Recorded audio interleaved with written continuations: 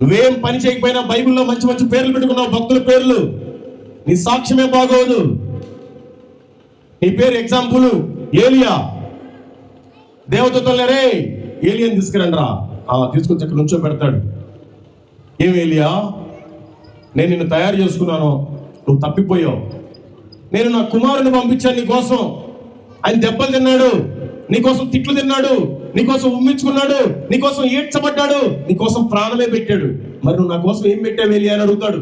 ఆ ఏలియా కాదు, మన బైబిల్లో ఉండే ఏలియా కాదు, బైబిల్లో పేరు పెట్టుకునే ఏలియా అని పిలుస్తాడు.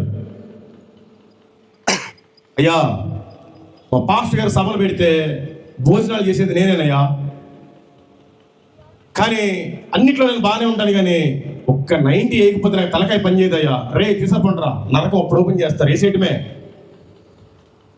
రే పలానా మరియమ్మని తీసుకురండి రా, ఆ మరియమ్మ కాదు, మన మరియమ్మ. అమ్మా, నీకోసం నా కుమారుని పంపించాను, నీ పాపాల నిమిత్తం ప్రాణం పెట్టాడు కదా, నువ్వు నా కోసం ఏం చేసావు? అదేంది ప్రభా, నేను చర్చిలో అందరికంటే ముందు వచ్చేదాన్నయ్యా, వీళ్ళ మాటలు వాళ్ళకి, వాళ్ళ మాటలు వీళ్ళకి, ఇదే పని నాకు. ప్రభా, మంచిగా ప్రార్థన చేసేదాన్ని, పాస్టర్ గారు చెప్పినట్టు వినేదాన్ని, కాకపోతే ఆ మాటలు అక్కడ ఇక్కడ చెప్పలేకుండా ఆగిపోయాను ప్రభా.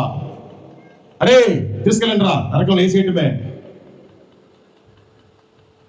చిన్న అబద్ధం చెప్పినా నీ బ్రతుకు నరకమే. ఆయన క్షమించిన రోజులు మాత్రమే క్షమిస్తాడు భూమి మీద. నీకు పరలోకంలో క్షమాపణ లేదు. ఆ ధనవంతుడు కూడా క్రైస్తవుడే, వాడికి అక్కడ క్షమాపణ లేదు.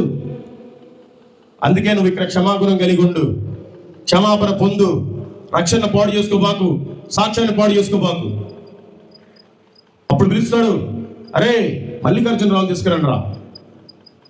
ఇజ్రాయేల్ ప్రజల్ని ఐగుప్తు నుంచి కానాను వరకు నడిపించినాడు.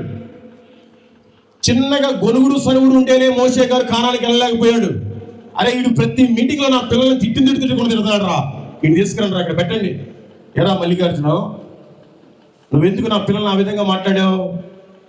నేను నీ పాపాల నిమిత్తం నా కుమారుని పంపించాను కదా, ప్రాణం పెట్టాడు కదా, నువ్వేం చేశావు నా కోసం? నేనేం మాట్లాడను. యేసు ప్రభు ఆయన కుడిపార్శ్వం మీద కూర్చొని ఉంటాడు. ఆయన అప్పుడు దిగుతాడు, నిలబడి, తండ్రి వీడు నా నిమిత్తము సమస్తాన్ని కోల్పోయాడు.